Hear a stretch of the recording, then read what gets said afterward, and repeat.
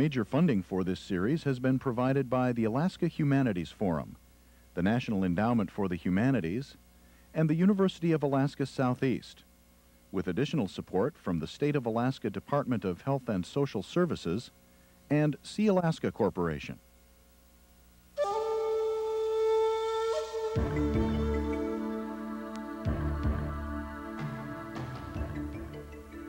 We all need to know who we are, where we fit, and how we relate.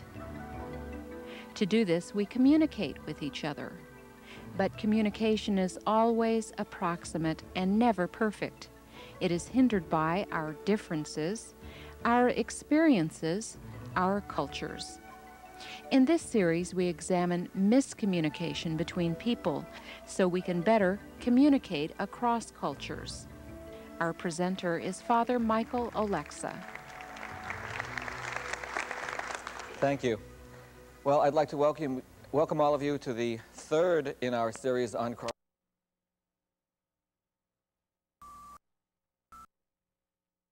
In fact, deal with culture.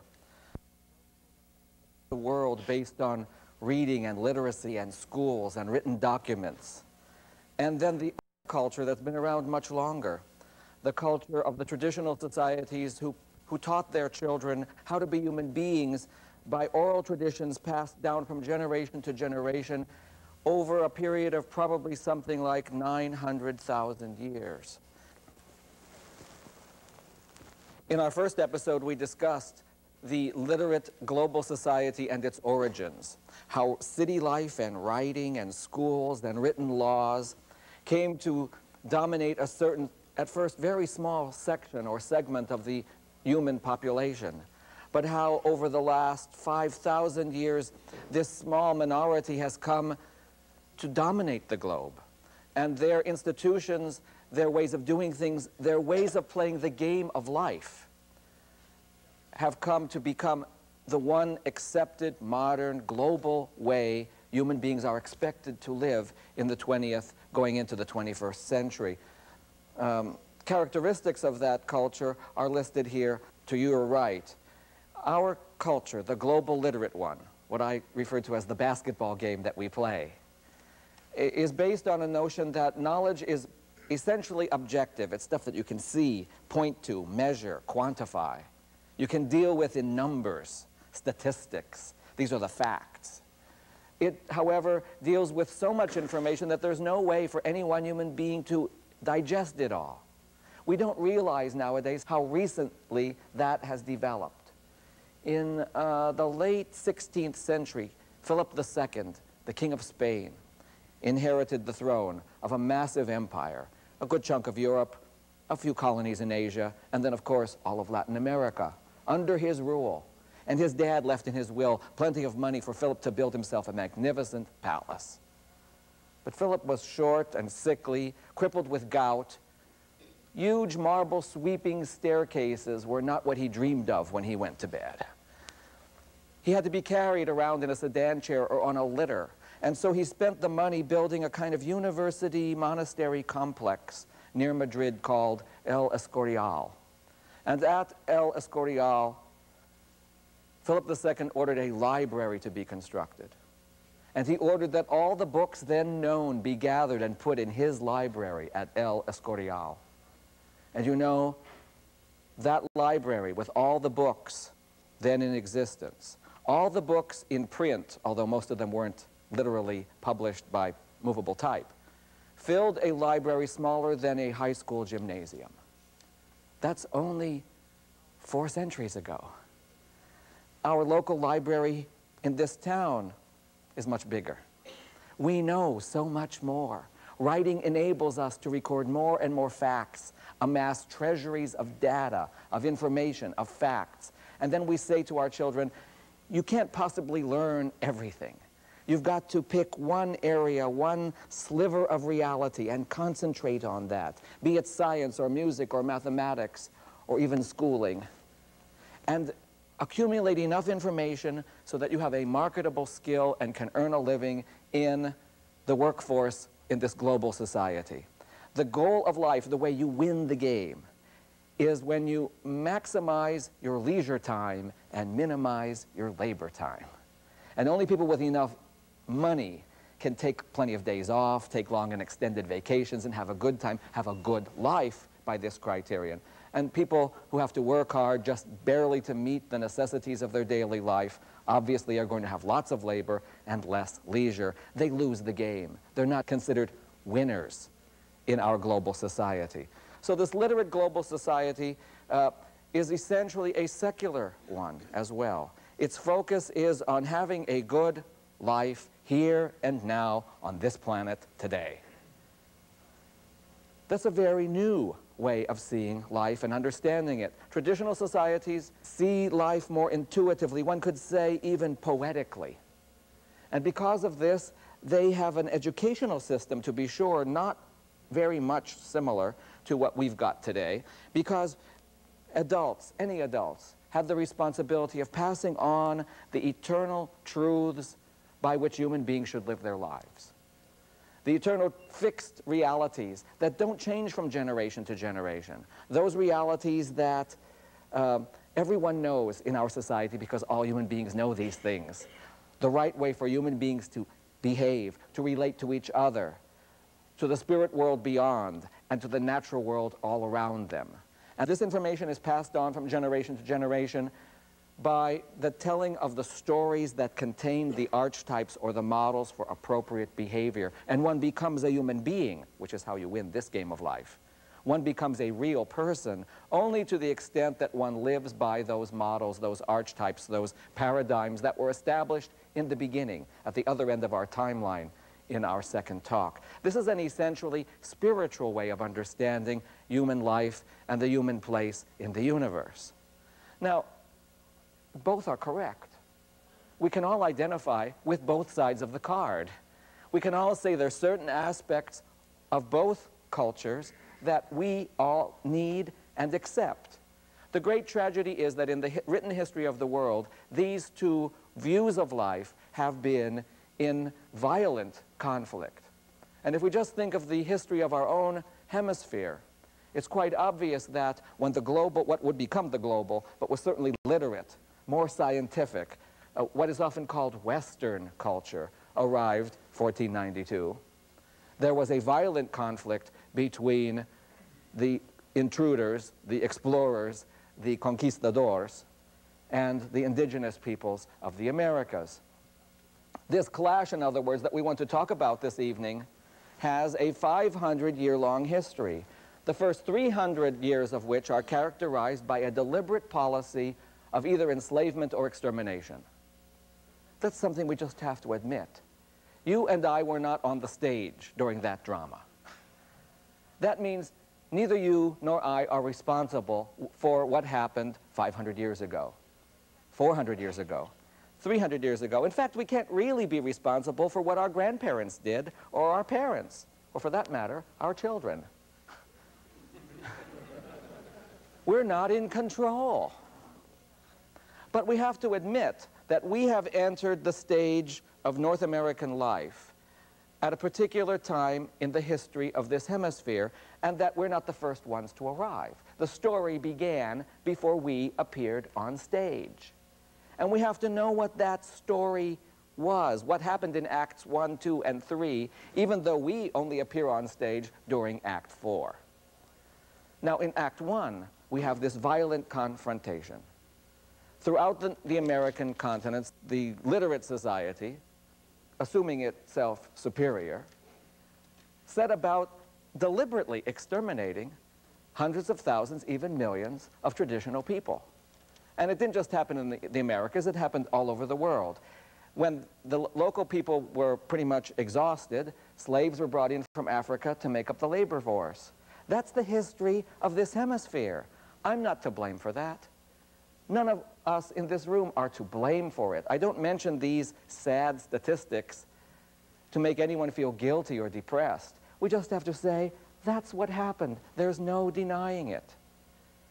On the other hand, I've done a little survey around Alaska the last several months. I ask high school children, and then even middle school and last week I started asking elementary age children, who knows the rest of this sentence? The only good Indian is a. And third graders know dead Indian. They blurt it out. They're enthusiastic to show they know the right answer. And after they say that, they're almost embarrassed. I call to their attention the fact that they're sitting next to Native Americans. But we live in a culture that knows that saying. When third grade children all can know what William Tecumseh Sherman actually said, much after 1800 in fact, it says we live in a kind of culture where those attitudes are still around, even if we're not out playing cowboys and Indians quite literally out on the prairie. Because in fact, the notion that the only good Indian is a dead one was officially abandoned, officially I say, not historically, abandoned about 1800. About the year 1800, the United States government, after some soul-searching, decided not to import any more slaves and not officially to kill any more Indians. That doesn't mean that slavery was abolished, and it doesn't mean that there weren't any more Indian wars, but officially the policy shifted from extermination or enslavement of people who are racially and culturally different to their removal. This is when the Bureau of Indian Affairs is transferred from the Department of War to the Department of the Interior, where it still is, by the way. This is a reclassification of the Indian problem. Native Americans are no longer a military threat. So we don't have to classify the Indian Agency as a Department of the Army type affair. We can transfer the BIA, the Bureau of Indian Affairs, to the Department of the Interior because the Department of the Interior deals with land problems, and the main problem with Indians is that they have some. They are a real estate problem. And they're still classified as such. I think it's rather significant that the BIA is still in the Department of the Interior as a land problem, not in the Department of Human and Social Services, not in the Department of Education. Indians are still part of the Department of the Interior. Now, that meant that instead of killing Indians, which is not considered very Christian or humane, we are going to simply remove them to places where no decent European civilized people would want to live. These places are called today Oklahoma and South Dakota, respectively. And then we found, you see, oil in one and gold in the other. Now, what are you going to do when that happens? We have an additional real estate problem here. After the Civil War, the country went through another soul-searching and decided that removal was not very humane either. That it wasn't right to kick people out of their homes, force them to walk thousands of miles away from their traditional homelands, and resettle them elsewhere in places where none of us wanted to stay. So a new policy emerged. It emerged after the Civil War, actually, very slowly percolating through the national consciousness in the 1850s and 60s, but wasn't really implemented until the Grant administration in the early 1870s. This change of heart coincided with something else that was going on in the United States. Immigrants were coming. Immigrants were flooding the United States at this time from, what can we call it, non-WASP countries. Most of the immigrants weren't considered very white. They were Greeks and Mediterranean types, you know. And none of them were Angles, meaning they didn't speak English. None of them were Saxons. Saxony, I should point out, is in Germany. It doesn't mean that they didn't speak German. It means they didn't do anything on time. And almost none of them were Protestant. So they didn't qualify as Americans. And you have the press in the 1860s and 70s almost in a panic, an almost McCarthy-esque paranoia about what are we going to do with these millions of immigrants flooding past the Statue of Liberty, where they actually believed what it said at the base of the statue. Give me your tired, your poor, your huddled masses yearning to breathe free. I lift my lamp beside the golden door. They came because they believed what we told them. But they came not sharing what at the time the country believed were traditional American values. These were, as I say, not considered white, not Angles, not Saxons, and not Protestants. What are you going to do with this population? They're going to change the country if we don't watch out. And it's at this time that the melting pot sociological theory is enunciated. We are going to assimilate them. We are going to invite them to our country, but only accept them as equals to the extent that they are willing to become like us.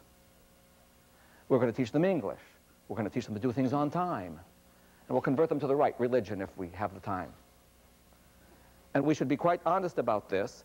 This is when free but compulsory public schools are instituted. It was pointed out to me today by a friend that free and compulsory don't mix. But it was a novel invention. No place else in the world at the time was it required for children ages 5, 6, 7, and so forth to go to school a certain number of hours every day and attend a pretty much uniform curriculum. You know how schools all started for about 100 years. From at least 1870 to 1970, those of us who were at least that old remember going to school, and everywhere in the country, the school started the same way, with the Pledge of Allegiance, because we were assimilating Italians, Greeks, Poles, Russians, Hungarians, Scandinavians, people who weren't like us. They had to learn how to be like us. And us, of course, at that time meant the pre-Civil War Anglo-Saxon Protestant population. It's no accident that in that same opening exercise there was compulsory reading of Christian scripture. Not because these folks from Eastern and Southern Europe weren't Christians, they were just the wrong kind. And we had to teach them how to do it our way, the American way. Those of us who can remember the 1960 presidential election can remember that it was an open question, publicly discussed, whether a Roman Catholic was really an American and could really serve as president of the country. And that's only 30 years ago. You had to qualify on all 4 levels, WASP, or you weren't fully American. And that was the melting pot into which we invited the immigrants to melt. And the immigrants did it gladly. That's what they came for. I can imagine what it was like in eastern Pennsylvania when the state troopers showed up at my grandmother's farm. I'm sure they had to show up because she wouldn't have known to send her kids to school otherwise. She didn't speak any English at the time, and the policeman knocked at the door and said, "Mrs. Alexa, you're in violation of the Commonwealth of Pennsylvania's mandatory school law." Not one word of which made any sense to my grandmother. So they had to explain to her, we have a law in this state that dictates all children these ages, the age of your 4 children here, must attend school. Now, my grandmother's concept of school would have been quite different. She knew there was such a thing as books and literacy. She knew about 5 people in her village back in Poland who could read. She herself couldn't, but that wasn't necessary anyway. You could plant your crops and grow your wheat and milk your cow and gather the eggs from your chickens without reading and writing. And so she, like many traditional people throughout the ages, had never learned to read. Reading was for, first of all, rich people. To go to school meant you first of all had the money to pay a tutor. There weren't big classrooms. You hired a teacher to teach your children. And no one in her socioeconomic class had that kind of dengue, that kind of money. So her first reaction to the trooper would have been, no money, I can't afford school. I'm not rich. And they would have said, no, Mrs. Alexa, in this country, it's free. And she would have said, you have to go, but it's free. What a country. So my dad and his brother and his 2 sisters went off to the public school, and they gradually came home, give them a few years, speaking English. And my grandmother was glad. That's what she wanted. She had come as a 16-year-old peasant girl from the Ukraine to build a new life in America. Well, that's what the family says. I found out later that wasn't quite true either. Actually, she came to earn some extra money for the family back home. She thoroughly intended to go back. Then a few things happened, like World War I, And she met my grandfather, who promised, if she would marry him, to take her home. And then, as she told me at the age of 92, visiting my grandfather's grave at the cemetery, she said, "You know, I married your grandfather because he promised to take me home again. Then he died, the bum."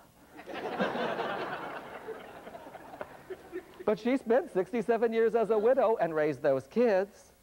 And those children of hers finished high school, and her grandchildren eventually finished college, and a couple of us have doctoral degrees now. It takes a couple generations to get into this global literate stuff, you know. Now, she did that along with 30 to 50 million other immigrants. That's why they came, more or less. They wanted that for their children. When the public schools were established to teach those kids how to be accepted as full citizens in this country, the immigrants said, yes, do it, go for it.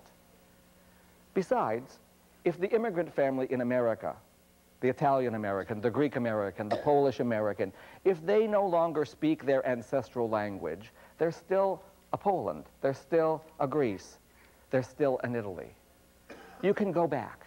There are tens of millions of Poles and Greeks and Italians maintaining the national heritage, speaking the national language, perpetuating the national music and poetry and literature.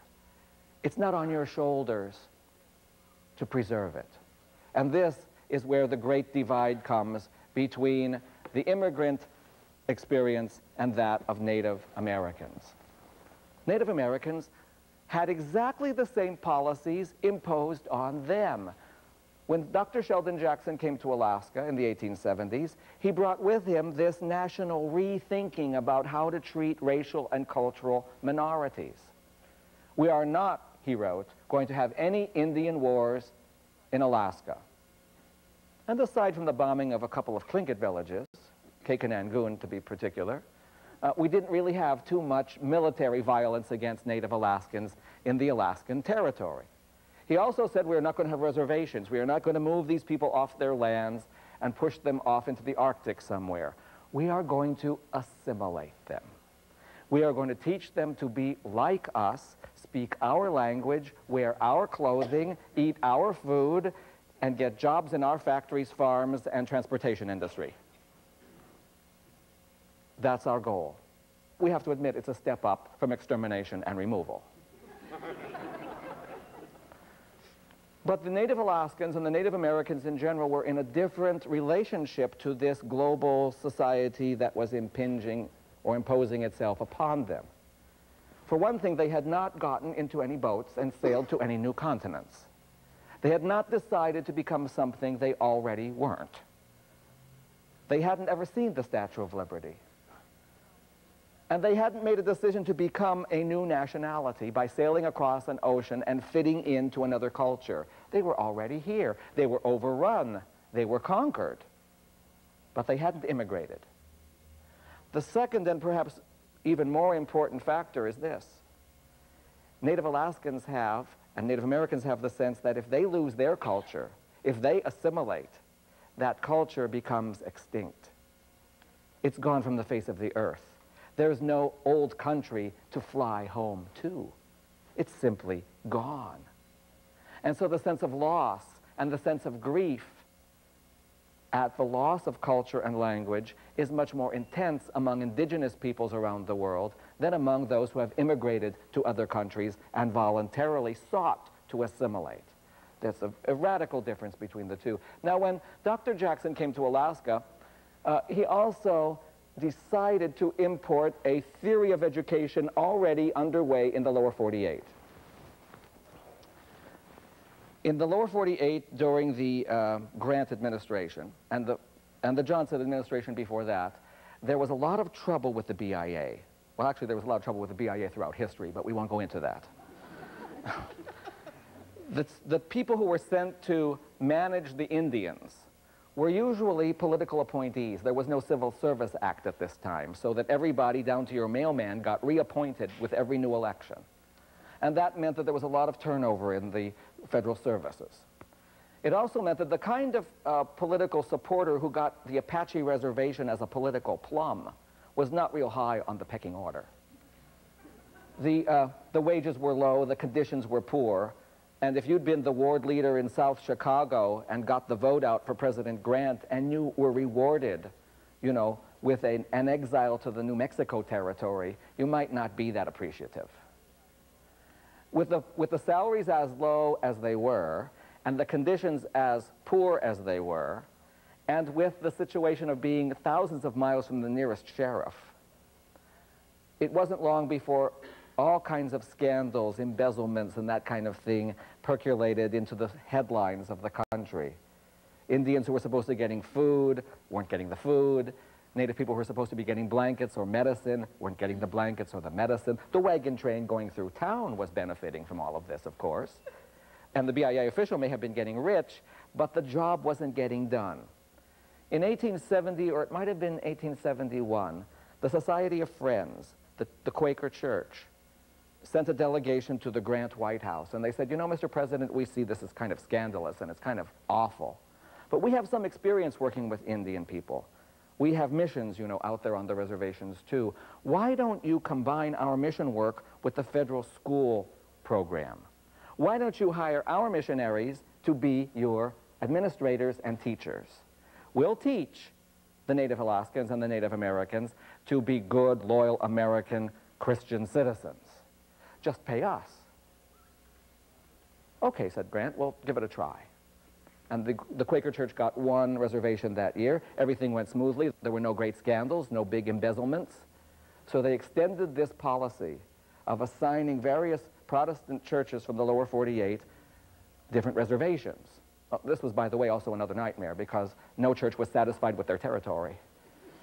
You have the Secretary of Interior getting letters of complaint from various denominations complaining that they've been evicted from one reservation and they think that they're entitled to a larger one and that sort of thing, kind of refereeing between the various denominations. Now, Dr. Sheldon Jackson is appointed Commissioner of Education for Alaska at about this time, and he doesn't invent any of these things himself. He brings this whole new assimilationist approach and this new way of divvying up the various tribes among American Protestant denominations. He imports that lock, stock, and barrel from the lower 48. And we have a map of Alaska that looks something like this. The P stands for Presbyterian. The Southeast Alaska Panhandle was assigned to that denomination, and St. Lawrence Island. And then by default, since no one wanted to go there, the North Slope besides. The Methodists got the Aleutian Islands and the Pribilofs. The other M here stands for the Moravian Church, who were actually assigned Bristol Bay, but didn't have much success there, so they moved further north and founded the city of Bethel, much to their credit. The Covenant Church got Nunivak Island.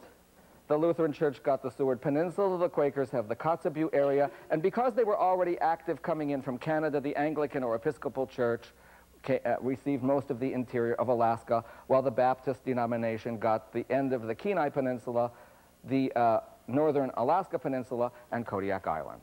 These are the spheres of influence into which Alaska was carved, and the teachers who went into the schools throughout this region were federally funded school teachers with the support of the federal government and the Department of the Interior.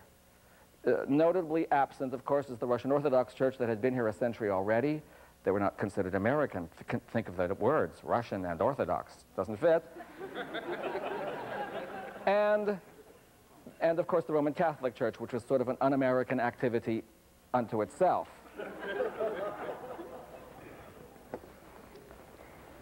Now, what it must have been like in those early days of schooling. Schooling, that wonderful word. There must have been, at one time, in every village, a barge arrive with all the building supplies necessary to build a schoolhouse, something the community never had. I can imagine what it might have been like in the Kuskokwim Delta. A whole barge load of wood in a place without trees. It looked like the biggest steam bath in the history of the universe was about to be conducted. People went out and looked at it, gawked at it, never saw such straight, long, rectangular boards, and wondered what it was all about. A few days later, a work crew came and began making this very strange, pointed, rectangular building. The wind knocked it over a few times, but they finally got it up. At the turn of the century then, the first school teachers / missionaries arrived. The man had more buttons on him than anyone had ever seen. Up his sleeve, down his front, up his shoes even. Buttons everywhere. Something to gawk at. But his wife was even more amazing. She had hair piled up very high on her head, and the biggest rear end anyone had ever seen. The talk in the village was, is that thing real?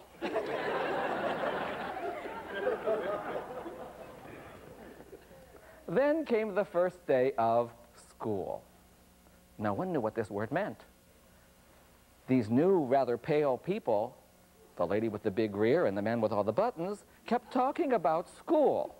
But no one knew what this meant until sometime toward the middle of August, a few hours after sunrise, the lady went out and began making all this clanging noise.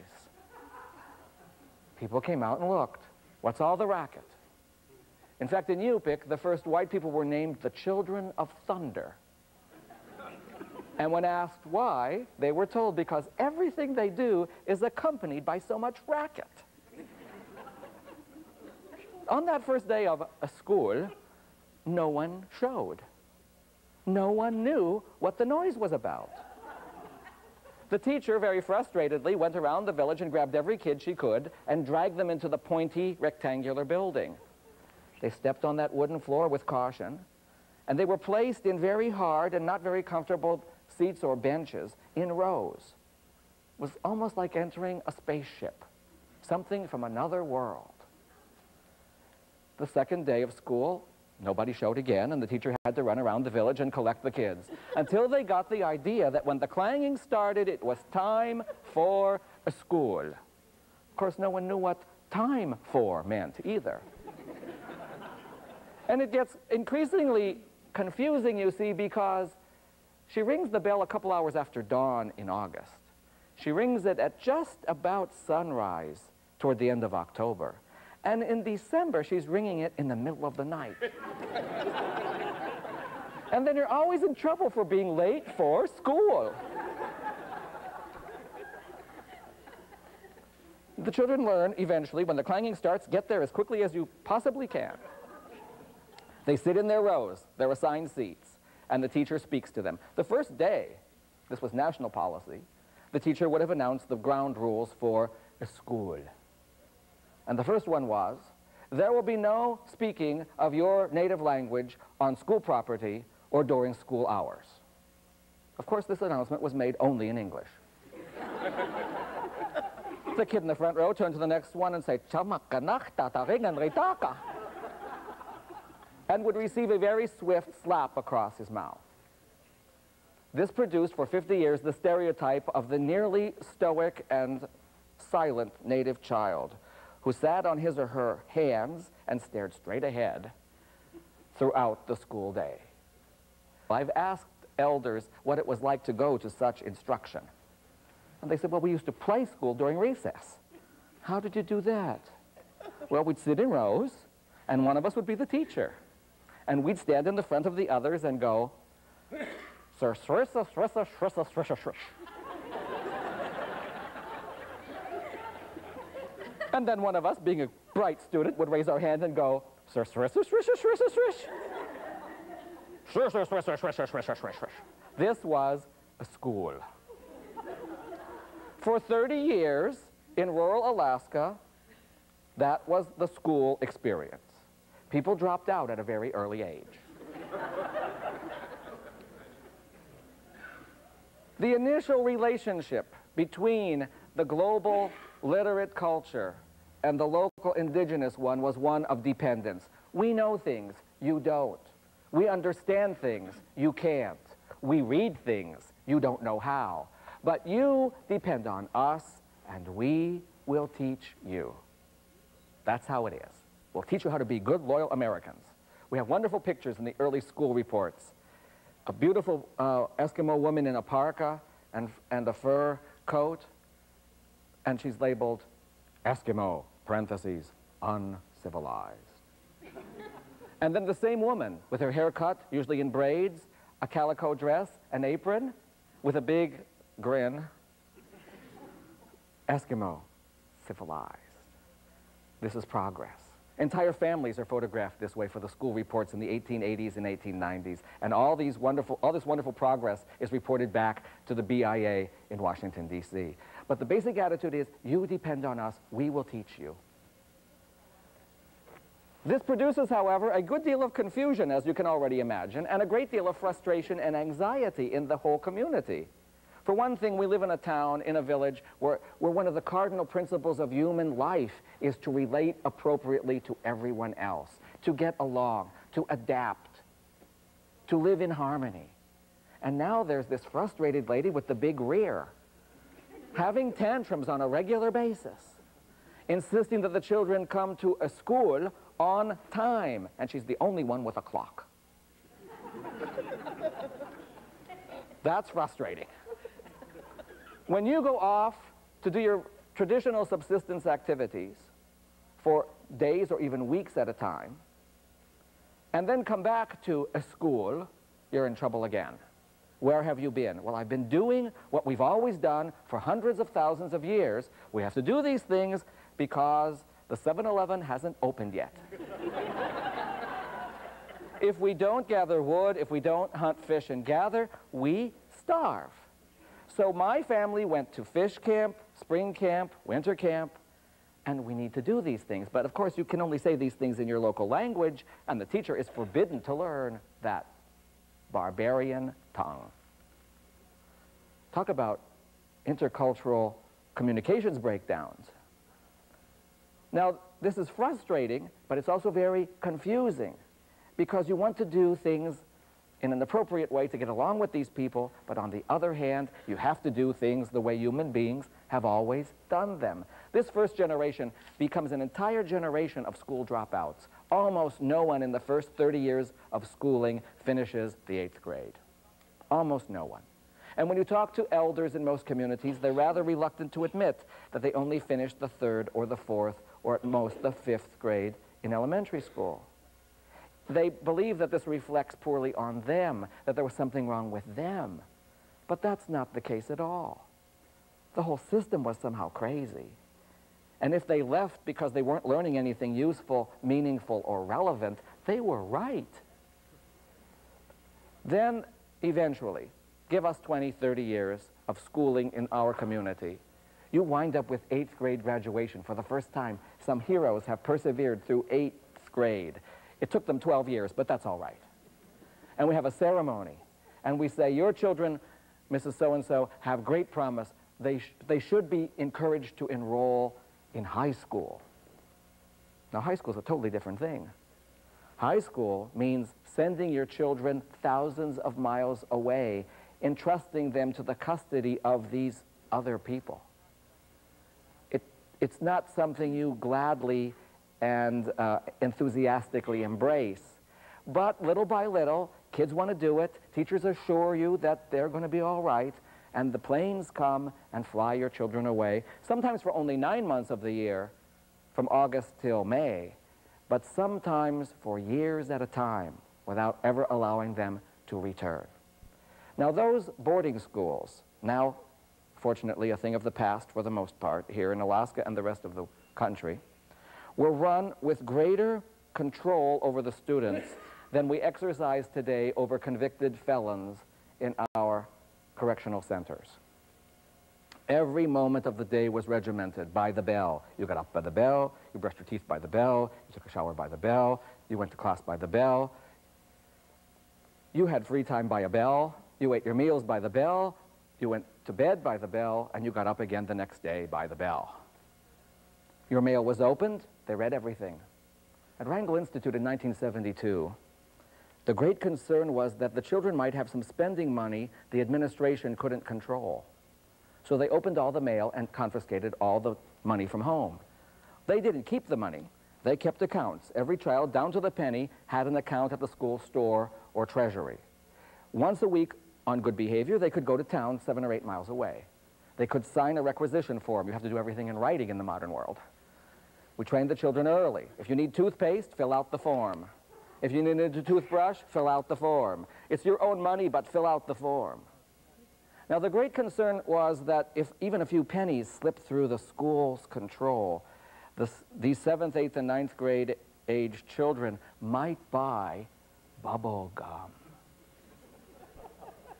We should be so fortunate today, ladies and gentlemen, to be worried about double bubble in the 1990s.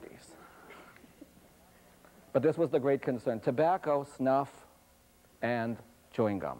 If the kids had enough spending money on their own, they might get those awful things into their possession, and who knows what would happen, even though their 3 times a day toothbrushing was monitored by the matron in the dorm.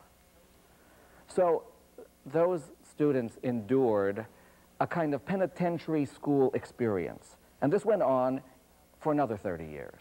We have the anxiety of the parents back home and a good deal of anger, bitterness, and hostility in the schools. Angry because they don't like being treated this way. And the bitterness and the hostility come later when they graduate, because they go home. And they were told very sincerely by well-meaning instructors throughout their secondary career that if they only learned these things, mastered the English language, completed their algebra course, there would be a better life waiting for them out there somewhere. But they went home to their village, and nothing that they had learned in all those horrible years away from home applied to the real world of their community. They had learned, for sure, not to be too respectful of your ignorant grandparents who didn't read and write, and your parents who were 4th grade dropouts. That they had learned. Not to be able to identify with their own people, their own culture, and their own background, to be even ashamed of that. That they had learned. And then, to fit into this other society, impossible. Impossible. You got flown from your village to the main transportation hub and on to Anchorage and on to Sitka, Mount Edgecombe if you were going to a nearby high school, or off to Oregon or Oklahoma if you were going to those more distant. There were no telephones. Your parents didn't read and write very well. There wasn't much point in corresponding. You were really cut off while you were at school from your home and parents and your culture. But when you came back, you didn't fit anymore. You weren't supposed to. This was an assimilationist educational program.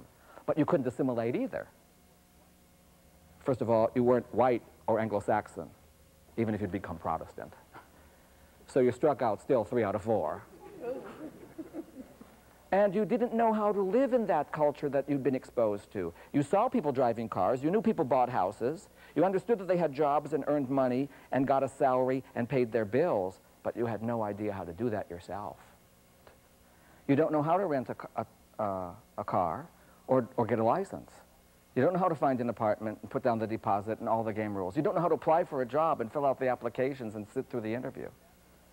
So you don't fit in that world. That's precluded, although you've spent some years there, and there are certain aspects of it that are very appealing. And on the other hand, you don't fit back very well or comfortably in your own. This generation is a devastated generation. And their survivors are all around us. Those of us who are only arriving on the stage at this point, Act 4, I call it, have to understand what happened in Acts 2 and 3 to create the situation that we've suddenly encountered without any background, and be sensitive and aware of how this has developed over the years. Somewhere in the next probably 10 years now, what I call the great lie begins to subconsciously and eventually consciously emerge among this population. It's our fault. We can't do this. These other people can.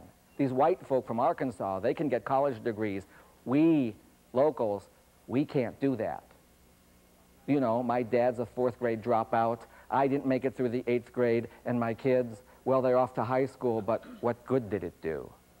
A bush pilot told me a few months ago that he used to pick up students from villages and fly them to Bethel to get on the jet to fly off to high school.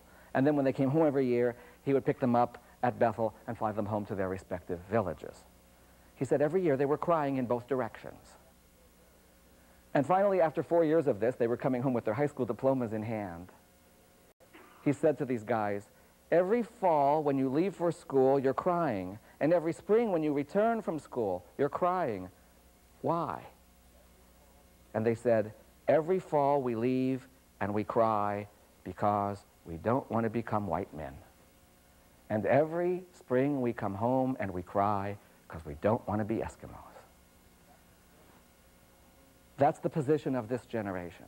And this great lie begins to take hold. It's our fault. We can't. Whoever the we is, we can't.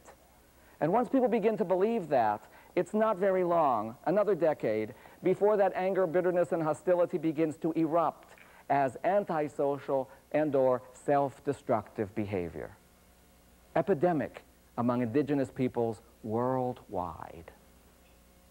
Not just here in Alaska, not just in the lower 48 among Indian people, Native American people.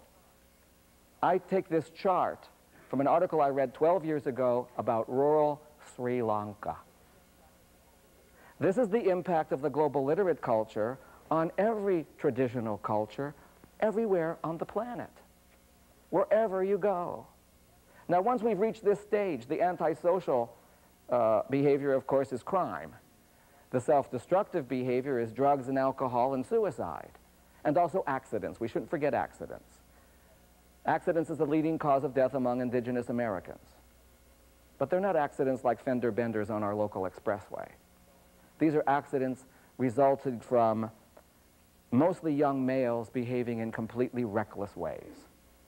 It's not just we can't, but nothing matters, who cares?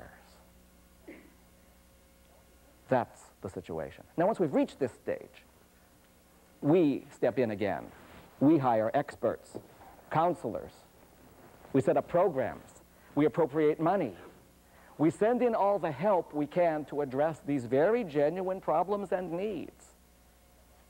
That happened in Alaska in the Great Society days and the years following, the late 60s, the 70s, and on through to the present day.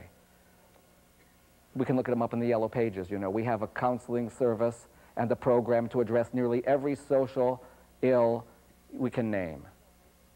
And the people who run those agencies are skilled. They've spent time in that box, you see. They know that counseling technique. They know how to run those programs.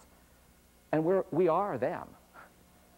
For many of us in Alaska, it's precisely those programs and those jobs that brought us here. And we think, although it's frustrating sometimes, that we're doing the best we can, although we get depressed and disheartened and pessimistic about the future weekly. The reason that that's true is that the more programs, the more help, the more external expertise we import, the more dependent the entire population becomes, and we are, in fact, completing the cycle. Dependence, frustration, confusion, anxiety, anger, bitterness, hostility, the lie, it's our fault, we can't, who cares, followed by antisocial and self-destructive behavior, more programs, more help, more expertise, more money, more dependence. The more we help, the worse it gets. That's our common experience, those of us who are in the helping professions of Alaska or the traditional global frontier wherever they meet. It's not getting better. Now, the great tragedy here is that each traditional culture represents a unique vision of life, of reality. And the traditional peoples of the world are being annihilated. That's not your fault. That's not my fault. We just got on stage. It's the story up till now. So the question that we need to address is, what do we do about it? If we value the unique perception, the unique vision of life, the other ball games on the planet, can we affirm that they have something to teach us? Must it always be a one-way street? Isn't it true, in fact, if we went back to the very beginning, that both sides of our chart are important to every single human being on the planet? We all need to have a marketable skill. We all need to gain some expertise in a particular field so that we can get a job and earn a living and become a productive citizen. But isn't it also true that we all need to have some positive sense of who we are? Some positive sense of where we fit in the whole cosmic scheme of things, and how to relate to each other, to the spiritual realities, and to the natural world around us. This is not an either-or conflict, although we've made it that for the last 500 years in the Western Hemisphere. It must not be. On one hand, it's literally killing people. And on the other hand, we need each other. We simply need to dialogue and to learn from each other as equals. This conceit of the literate, that we know, that we have the knowledge, that we have the expertise, that we're smarter, that we're better, needs to be questioned at least. And we're the ones who have to do that. If I could complete this chart, or refer back to it, I'd say that we've made the full circle, and now we need to dismantle it. How do you take this apart? Where do you begin?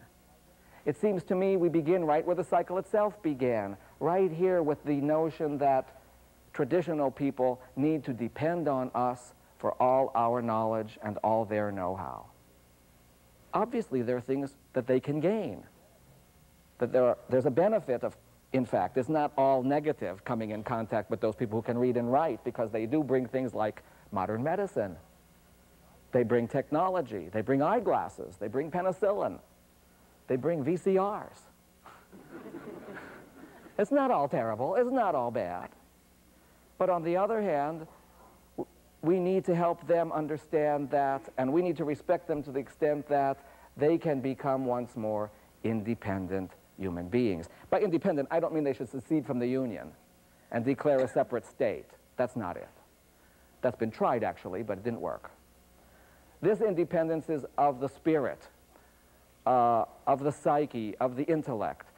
We can run our own lives. We can take charge of our own schools. We can heal ourselves. We've been doing it for 995,000 years. That needs to be respected. We can do those things. We've been doing it for a long time, but allow us to do it in our own way. Allow us to combine the expertise and the knowledge that the Global Literate Society brings to us with our own local indigenous wisdom. Allow us to synthesize the two. Allow us to combine them. Don't force all of us to play only basketball. We're soccer players. Maybe we'll invent rugby between us. Something new, something exciting, something original will come out of the unique synthesis between this particular local indigenous culture and the global literate. And it will be a different synthesis 100 miles away, where another indigenous people have come in contact with the same global literate society, but have synthesized and combined certain elements of it in another way. That's what Justice Thomas Berger asked for in his report, Village Journey, after assessing the impact of the Alaska Native Land Claims Settlement Act on the Native community. Allow people the autonomy, the elbow room, enough freedom to synthesize their culture with the global literate in their own way. Give them that much freedom, that much independence. And if we make these people independent, then they will become their own experts. We'll put the cycle in reverse. Now, lastly, how do you get from dependence to expertise? In the modern world, there's only one path: a school. So we have to seriously consider what we're doing in school to enable people who have been put in this dependent, unidirectional, monologue-type relationship with the outside world into dialogue, to listen to them, to respect them. You may say, but there's only 15,000 Yupiks. There's only 20,000 Tlinkits. There's so few. Yes, but as Victor Hugo said, you cannot assess the value of a people, of a nation, by their numbers any more than you can assess the value of a human being by their stature. They might have just as much wisdom and just as much to teach the rest of us as people with many more numbers, a greater national or international ethnic groups. Reversing the cycle means putting people through a schooling or a training program that allows them to become their own experts. And in our next and final program, we'll talk about what the problems are there. Because here we come down to one-on-one communication. What happens when a person from a racial or cultural minority comes to you for a job, to you for education, for schooling in your classroom, to your church for guidance? Can we talk? Can we communicate when we come from two different worlds? Must the worlds clash, or can we learn to communicate effectively, listen sincerely and sensitively to each other, and together enrich one another and become real people again? The global literate and the ancient wisdom synthesizing to create a new and better life for ourselves and future generations. Thank you.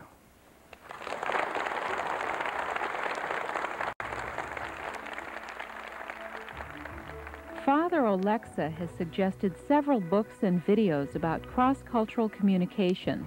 A complete list and additional information about this series is contained in a free viewer's guide.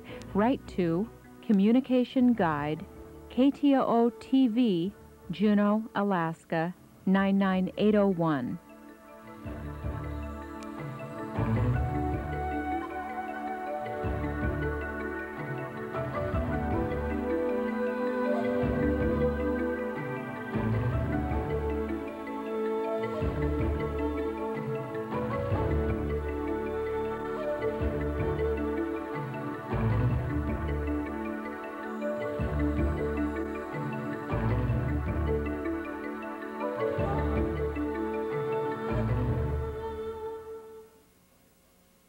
Major funding for this series has been provided by the Alaska Humanities Forum, the National Endowment for the Humanities, and the University of Alaska Southeast, with additional support from the State of Alaska Department of Health and Social Services and Sea Alaska Corporation.